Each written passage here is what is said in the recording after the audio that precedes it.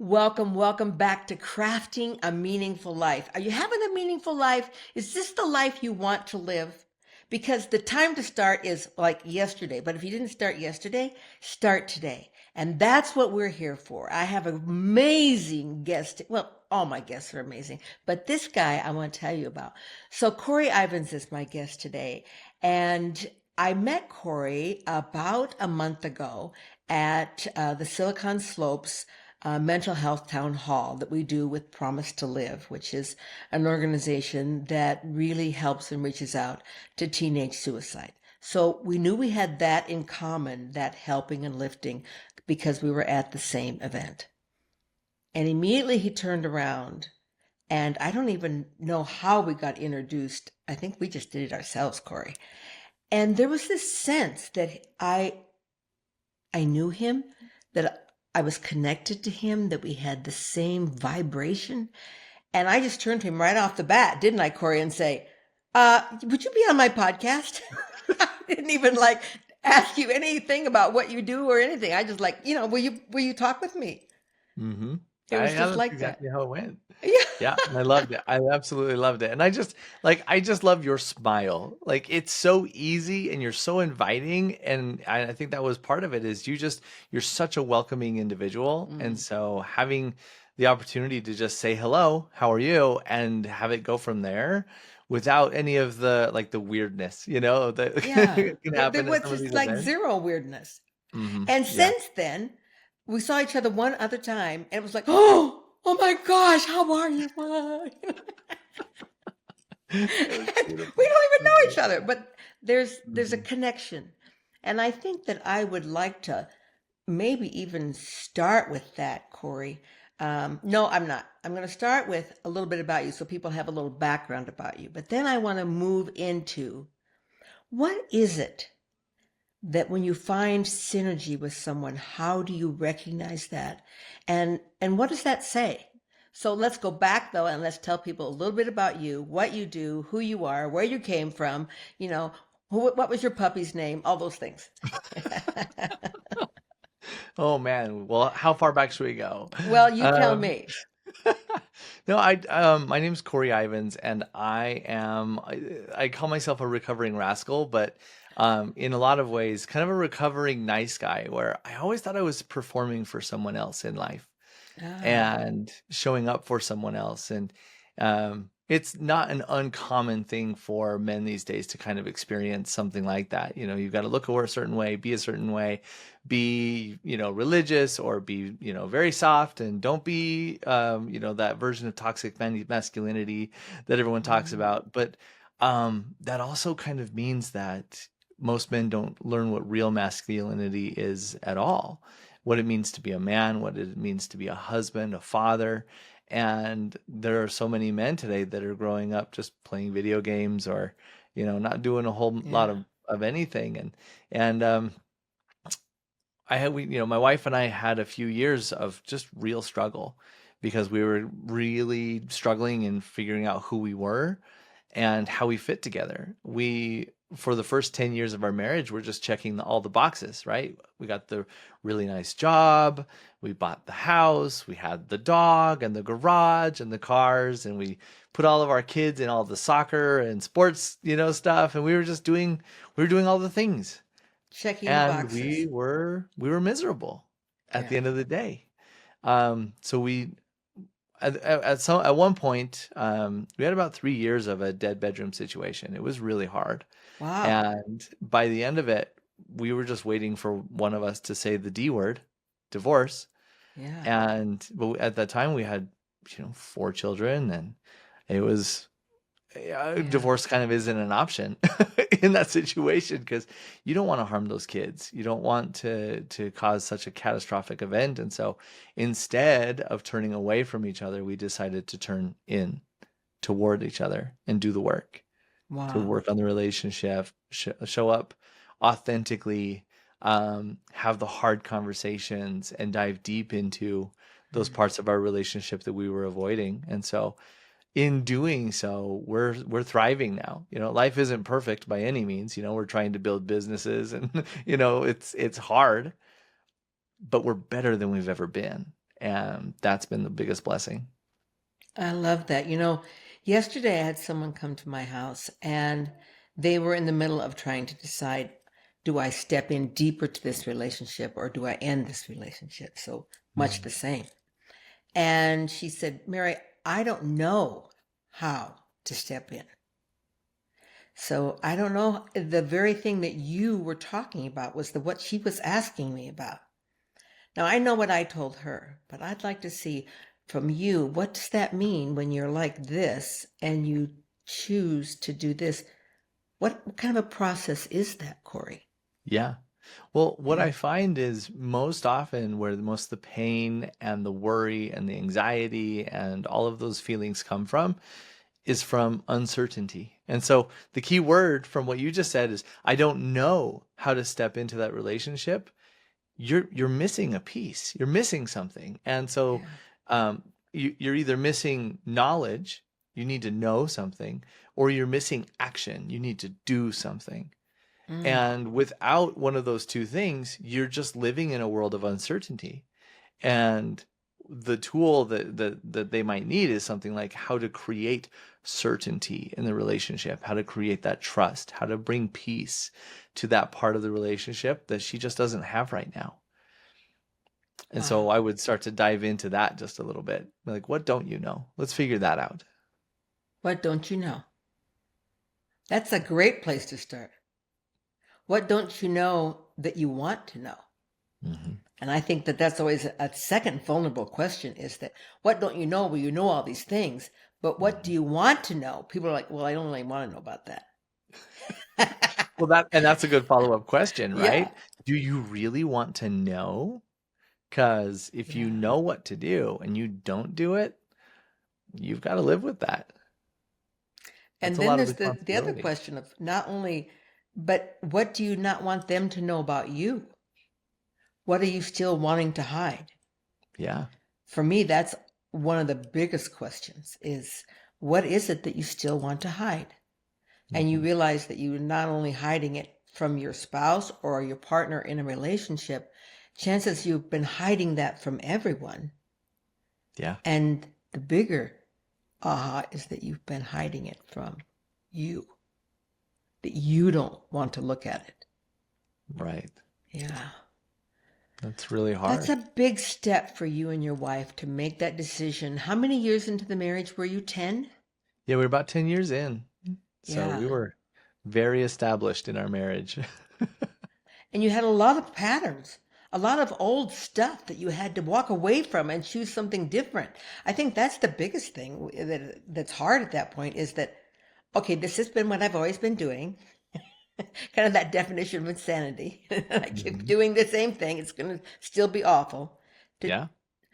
what was that like to choose? Like, give me an example of something you chose that was completely different and you had to choose something different that was Yeah. difficult.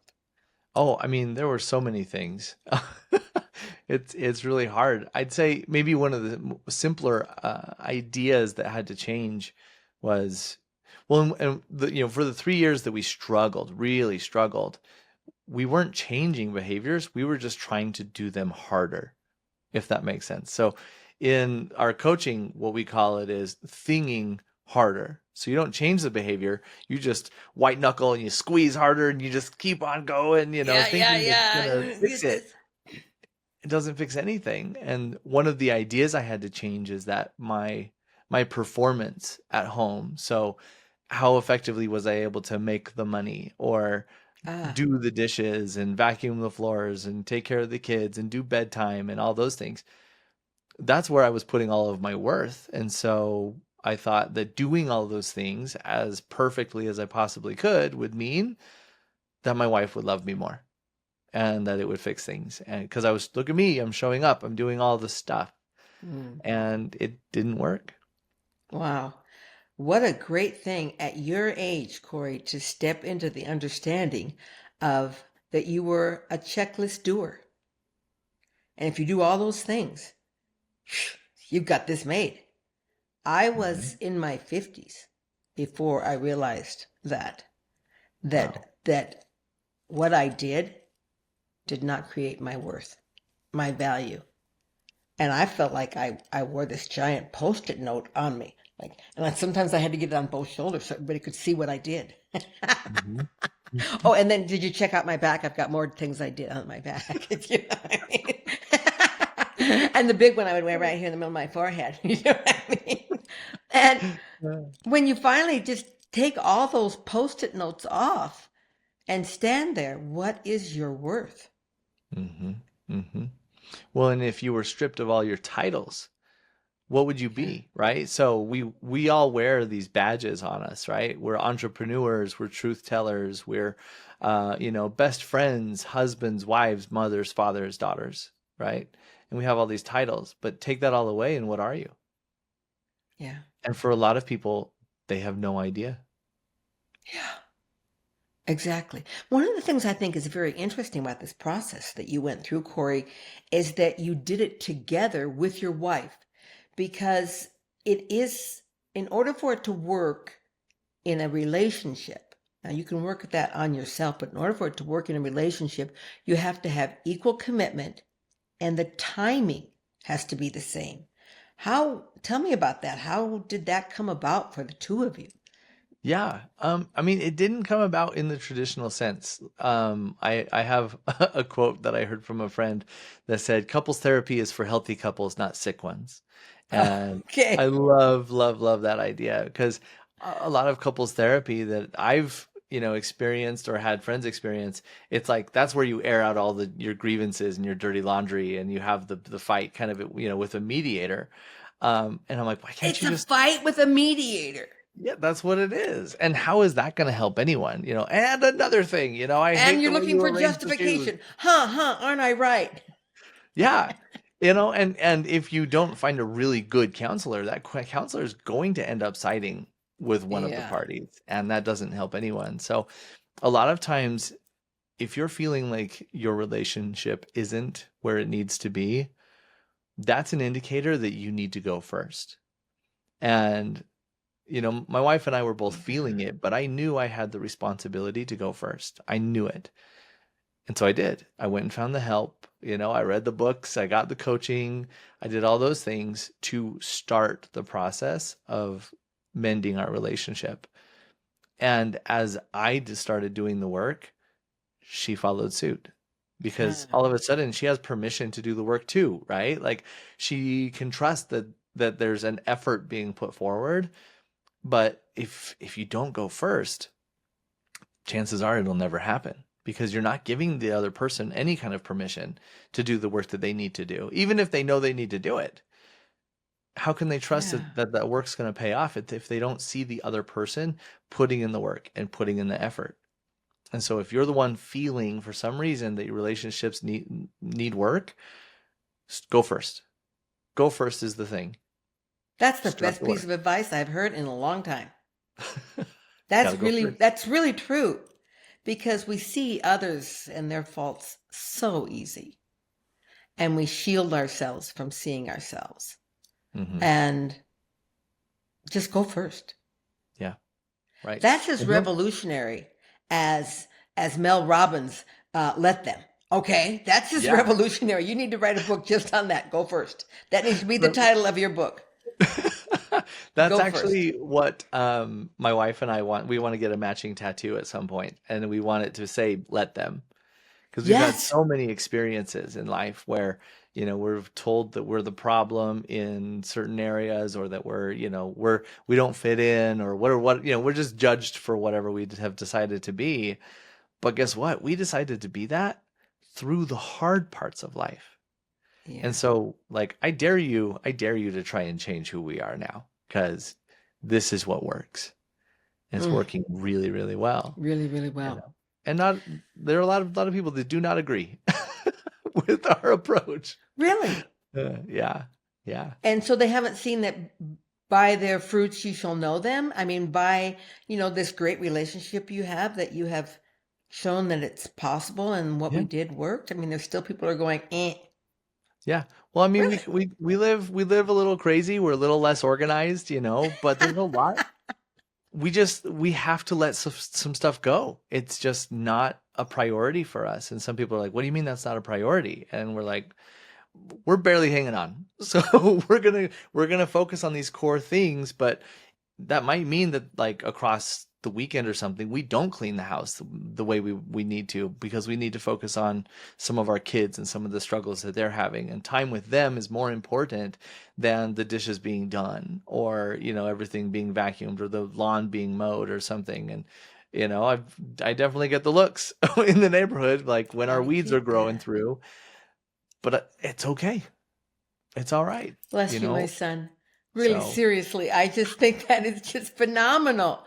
I can yeah. remember being in my parenting years, and my children were probably, oh, certainly not older than 10.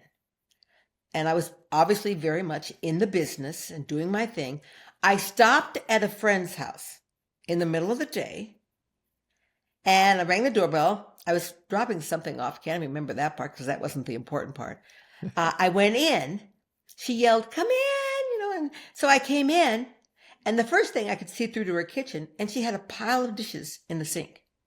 So my judgmental brain was like, there's some dishes in the sink. And then I turned this way to go into where the dining room was, but I had to go through the living room, and there were unfolded clothes in laundry baskets. And I'm like, well, just, 5, 10 minutes, you could have that taken care of. When I went on around to the kitchen table, there she was sitting with her children, and they were coloring. And I was like, Mm. what do you mean you're coloring? You have all this mess to clean up. So I said, "Oh, hi, how are you? Hey, do you want me to jump in and help you?" And she said, "No, we're just coloring, and we'll do that later." And I was mortified because I didn't grow up in that kind of a home that would choose people first. And as the years went on, I realized I never forgot that scene.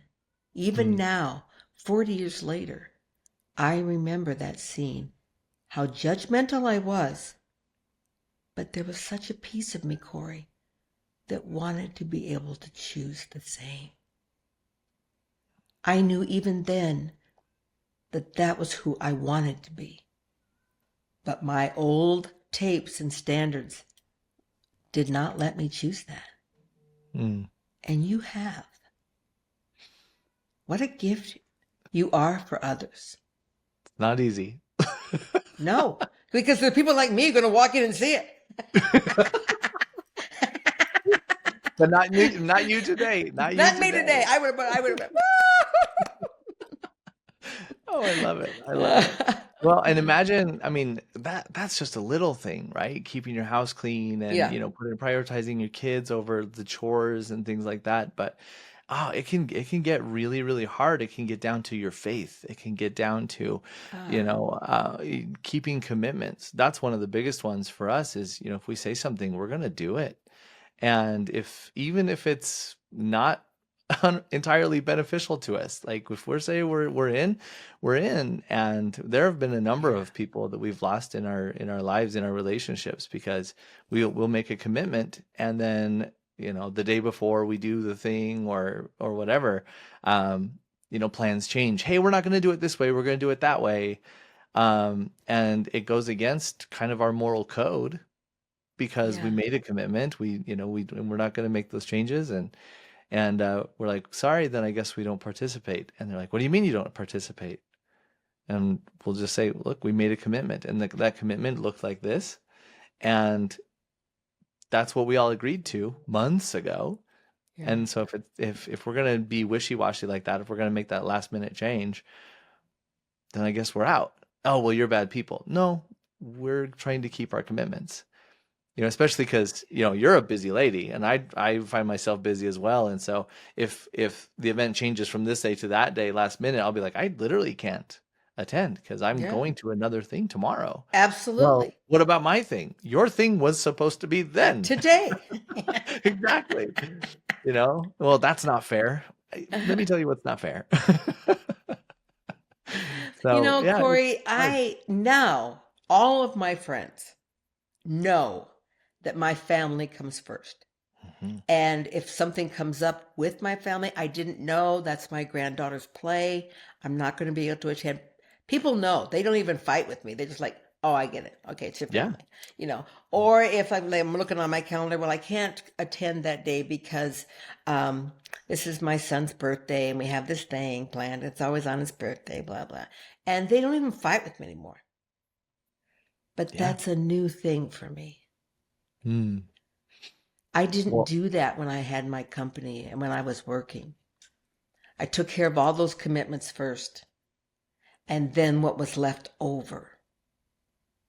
And I hate to say that. That's so hard for a mom to say. mm, And always in my head, I was telling myself, well, I'm doing this for them. I'm doing them to put food on their table.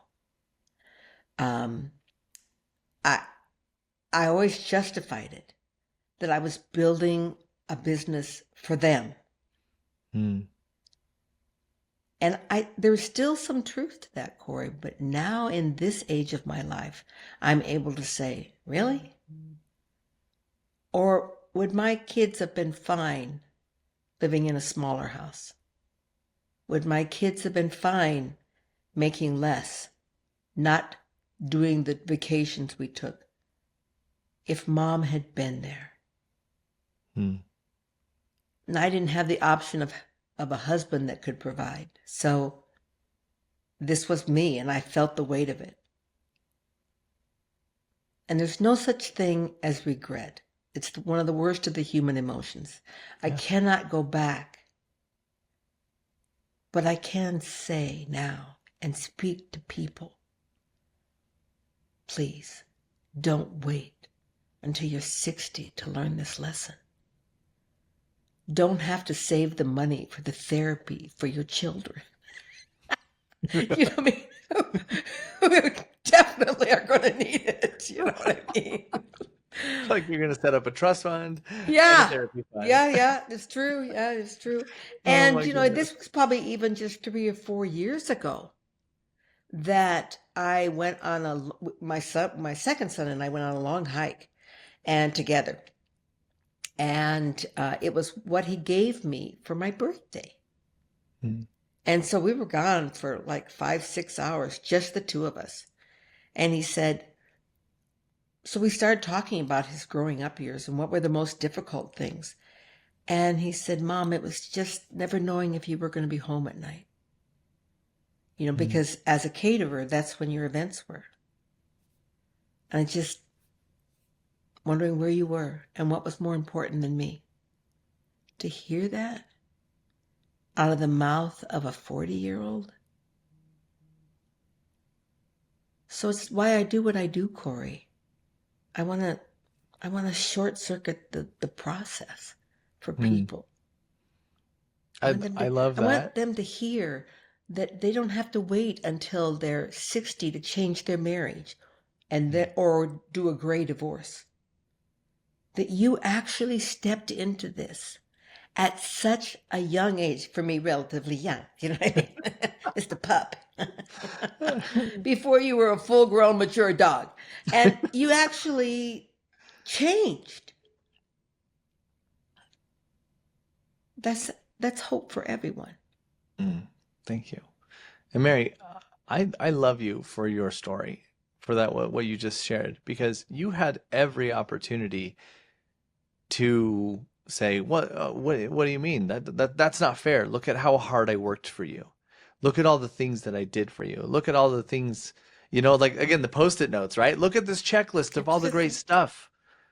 did you see And the one on my big instead, toe? exactly. Paid for your But college. you you took the moment to realize that that was his experience and give Yeah. him that space and that credit to have felt such a thing. I know plenty of people my age and younger that are trying to reconcile with a parent, and when they Yeah. try to share an experience like that, it doesn't go very well.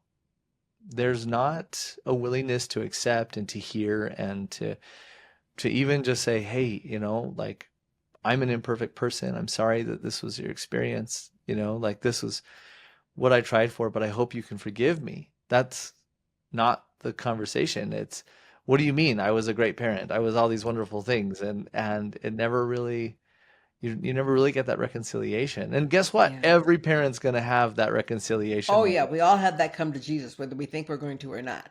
I was the beautiful Absolutely. perfect, but you're going to have it.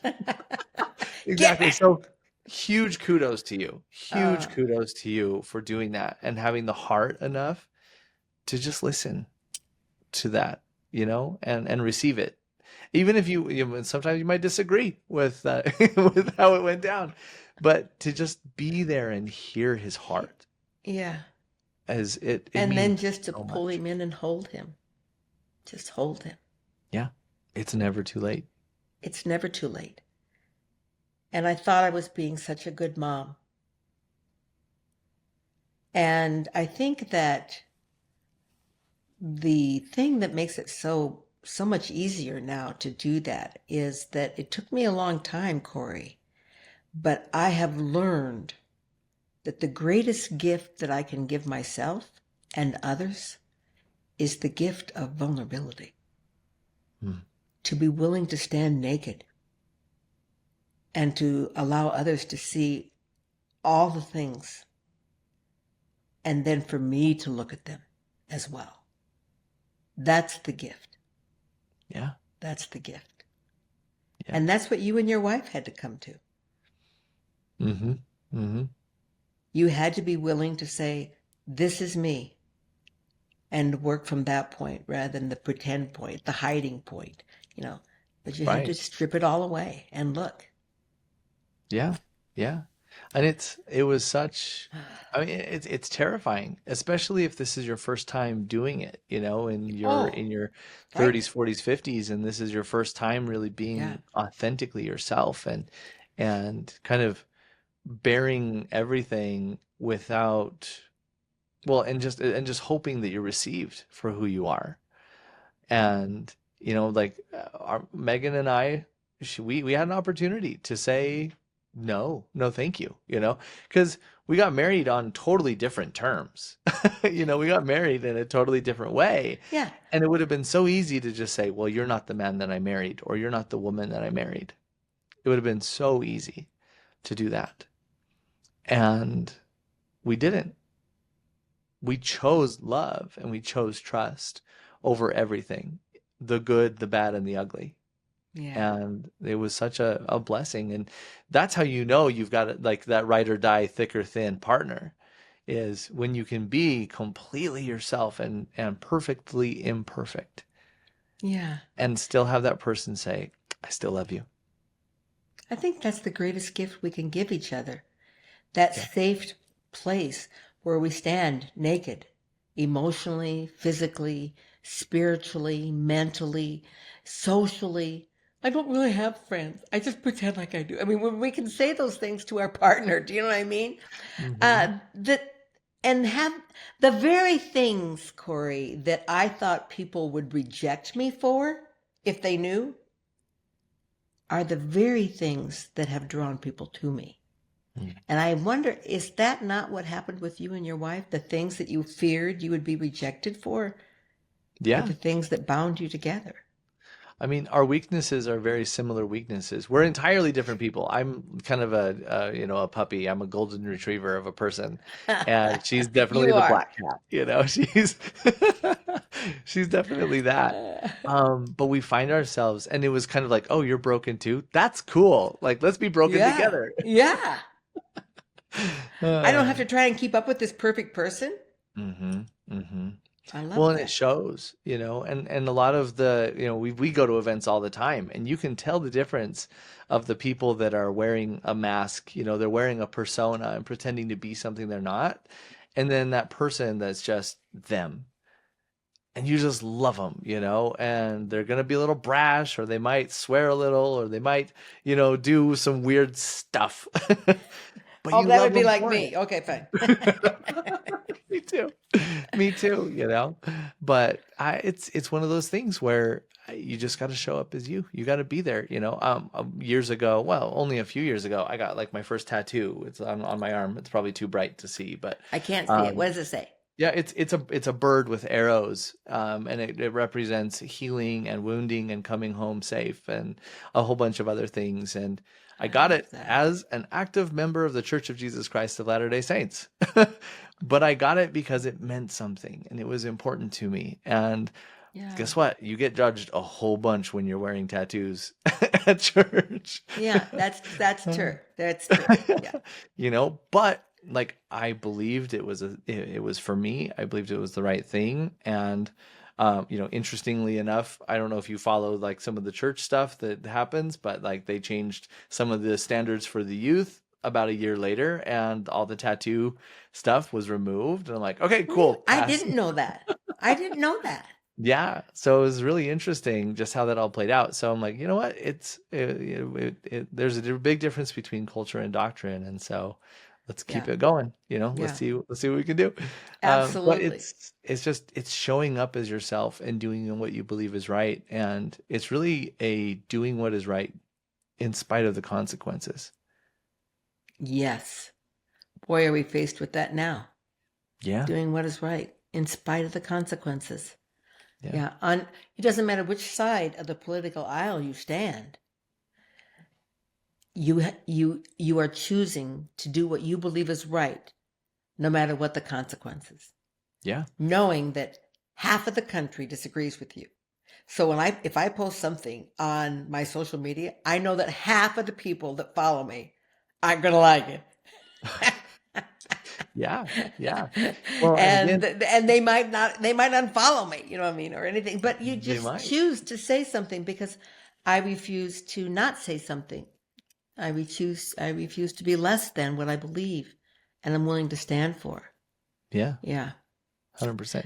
Well, that's like in public discourse, right? Everyone used to debate and respectfully, debate and still Yes, remain friends on the other side of whatever we conversation. have lost that. We have lost that. And so I think more dialogue is probably better, but it has to be real dialogue, real thought. And if you're not capable of thinking or writing, that's a huge skill that we're all missing. Yeah, you're gonna pay for it at some Yeah. point. Yeah. Anyway, side All tangent right. for sure. Yes, that's okay. Uh, Side tangent about politics. We don't want to talk about it anymore. I love it. I love it. However, the one thing that I really want to talk about before we end this podcast Yeah. is something that I saw on your LinkedIn profile Hmm. that just grabbed me. And it was, I help people discover their purpose. Hmm. And there aren't a lot of people that put that out, but I put it out. And not that, well, I'm not going to talk about what I think people's purpose is. I'm not going to taint the conversation. But I do have so many people say to me, Mary, I don't have any idea what my purpose is. How did you discover what your purpose is? I don't have, like, is that what drives you? Is that what guides you? I'm like, yeah, absolutely. Every single day, every morning, every night. It's with me always. Hmm. So I really am interested for you to share with my listeners. How do you discover your purpose? Yeah. Oh gosh. I mean, loaded question, right? Right. And But you have a minute. No, I'm so sorry. interesting. 1 minute. Okay. No, Perfect. we have about 5 minutes. And so whatever you can share in 5 minutes. Oh man. Well, I mean, so in my line of work, I do relationship coaching, and I love picking up the folks that are on the brink of divorce. I love it Ah, because I go, okay, you're not lost. Like it's not the end of the world. Let's get to work, and then we can start to do different and figure out what's missing and everything. But then we also do professional coaching. We have a program called Foundry that teaches leaders yes. how to be better leaders in the workplace and how to communicate more effectively and actually listen and actually manage your stakeholders, all that. And it all starts with some really, really foundational pieces. We get into what we call identity, and identity is built into two pieces. First of all, it's your core, and the core of you are the key attributes about you that are unimpeachable. They can't be judged. No one can measure them. That is that intrinsic worth, Mary, that you were talking about. Mm. Your worth doesn't change Yeah. just because you're doing something different or because you're not doing enough or whatever other people want to measure out. So these are key core principles about you that no one can take away. They're given to you by God, by your higher power, right? And no one can take them. Mm. So for you, Mary, you're going to be a truth teller, right? Like you care about truth. And so no one can take that away. And when you tell the truth, no one can measure you out. No one can say, well, that's wrong or that's bad, right? They can't take that away. Yeah. Um, and then on the other side of that, so that's kind of one half of your identity. The other half is what we call character, and that's the part that can be measured, right? Like I strive to do what's right. I work hard. I'm this. I'm that. So these are the things I'm that you kind honest of in get my to dealings, choose. blah, blah, blah. Yeah. Yeah. Yeah. These are your choices. And that's why we call it character, right? Like Dr. King said it best, right? Let's not be measured by the things we can't change. Let us be measured by the things we can choose. And I that's our love that. character. So Yeah. there's our identity. And then the outer layer of that is what we're made to do in this life. And that's our purpose. And most people don't really know how to figure that out. But it includes looking back in the past. And if you could picture a 5-year-old version of yourself or a 3-year-old version of yourself, or when someone looks at a baby, one of our coaches, her name is Katie Shields. You'll have to meet her. Oh, she was at the Silicon Slopes event. Oh, She talks about an event or a story of like when you look at a baby that's newly born, you don't go look at that waste of space. oh, All you see in that baby is potential yeah. and all the wonderful things that child can do. And their And, worth. and their worth. Yeah, no one wants to, get rid of a baby being like, "Oh, how worthless." Like they don't do that. They go, "This, like she could be a doctor, she could be a professional, she's going to be a mom one day." Like you just have all of this potential bubbling up inside of this little child. And so go back and look at the 3-year-old you. And then look at the things that she could become and write them all down. What are those things about her that are so pure and innocent and beautiful and full of potential? And then fast forward into like your final days, when people are giving your eulogy. What are they saying about you then? Right? Mary was this, Mary was that, and you write all of those things down. And then what you do is you look for the commonalities between those two things. Mm. And when you look at the commonalities and you find those pieces that never changed from early childhood all the way to death, those are the parts of you that are intrinsically you. Then you start to find purpose. Mary was a giver, right? Mary tells the truth. Mm. And when you find those things, then your purpose starts to become clear because you've literally mapped out your whole timeline and you found the things that are always true. And then you go, oh, maybe I ought to be doing those things more. Maybe I should focus on those and worry a little bit less about the day-to-day. Maybe worry a little bit less about what people think about, my clothes or my hair or my makeup, and start to care about those key pieces of me that seem to really help people. Because that's where peace Such comes value. from. Yeah. And this is kind of a recent development because I thought for a long time that fixing relationships was kind of the key to everything and help fixing them. But what I've realized is that bringing peace to relationships and peace to people's hearts is everything, because that's what's missing in today's world. There is no peace. No one's at peace. Everyone's striving and anxious and hurting in some sort of way. But if we can get down to those key fundamental pieces and then you decide, this is the way that I'm going to help the world. This is the way I'm going to help people. It's that action of being there for others and doing for others that brings peace into our hearts. And so that's my life's mission, whether it be on the professional side or whether it be on the coaching side. Let's bring peace. What a beautiful mission. And that you're doing that for couples as well as companies. Yeah. I had this visual as you were talking, and I thought of a photo that there's of me at 3. And I kind of looked like Joy from the movie Inside Out. Just Yeah. like so happy, full, so like, just like, you know. And then things changed for me. And I went through all this darkness and craziness, and anxiety came in, and sadness came in, and embarrassment came in, and all these other pieces that clouded joy. But now that I'm more at this end, I'm more the person I was at 3, as I have healed so many of those pieces in there and learned how to do that. And now I get to be Joy again. It's Oh, I love that. I just saw that. I've never even seen it like that before. But you know, one of the interesting things, Cory, is that for so long I rejected that person who was in those middle years. I didn't want anything to do with them.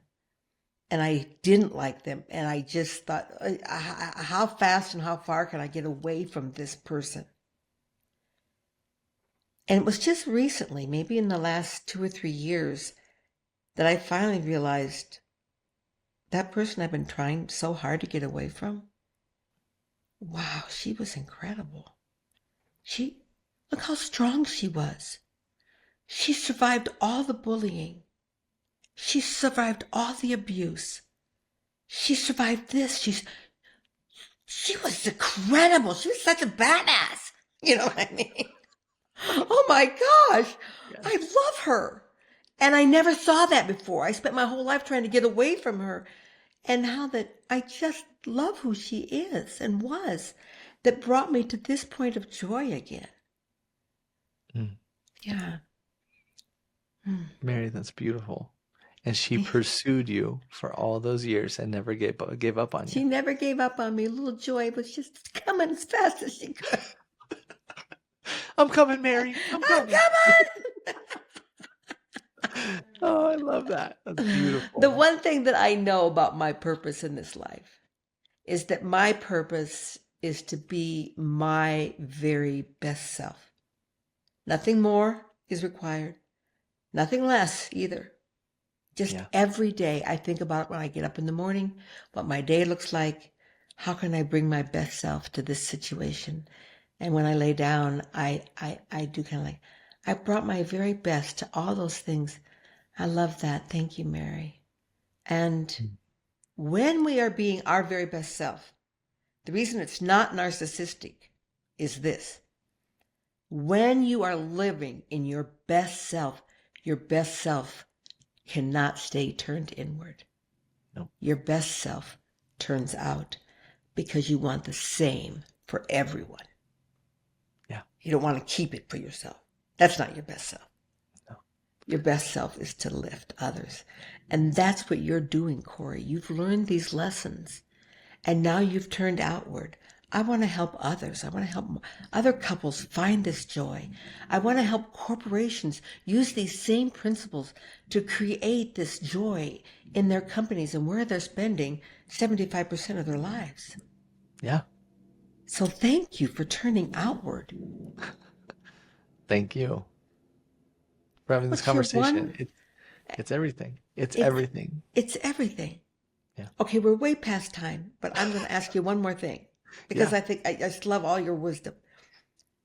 If you were to advise or to give something to someone that would be your one key you want them to look at on how to begin to craft this meaningful life, what is a key you would leave with them?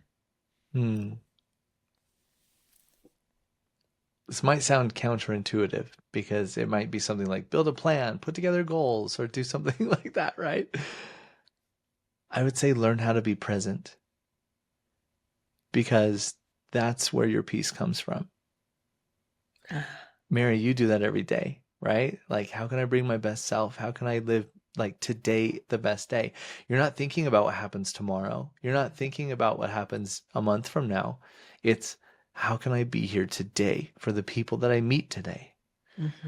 And so often we live in the future or we live in the past, right? Anxiety and regret, Oh anxiety in the yeah. future, regret in the past, and it rules our lives.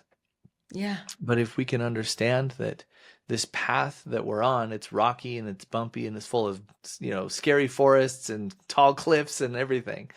But this path that we're on, if you understand that you can be okay right where you are on your path, and whatever is coming, and whatever is past. And all you have to focus on is taking the next step forward. You don't have to focus on the destination at all. Right. You just have to focus on that next best step. Not to quote any kind of Disney movies, but but take that step, and that's all you have to worry about. Because what I've learned, and this was a realization that I had because I'm building a business, and when you build a business, you kind of burn through money and you don't make a whole lot yet. You're kind Right. of in that Right. transition period. And for far too often it was like, what if I have to go get a day job again, or what if I have to go ask for assistance, or what if I have to do this and that, and it all meant something, right? It meant I've failed, it meant I've done something wrong or whatever. And when I finally came to peace with the fact that this is what I'm meant to do, then it was like, well, if I need to go get a day job, then I just go get a day job, and that's okay. And I can come back to this when the time comes. Or if I need to ask for help, why don't I just ask for help? I'm no less of a person. I'm no less of a provider if I need to ask for help. That's just Yeah. the way it works. And coming to peace with that.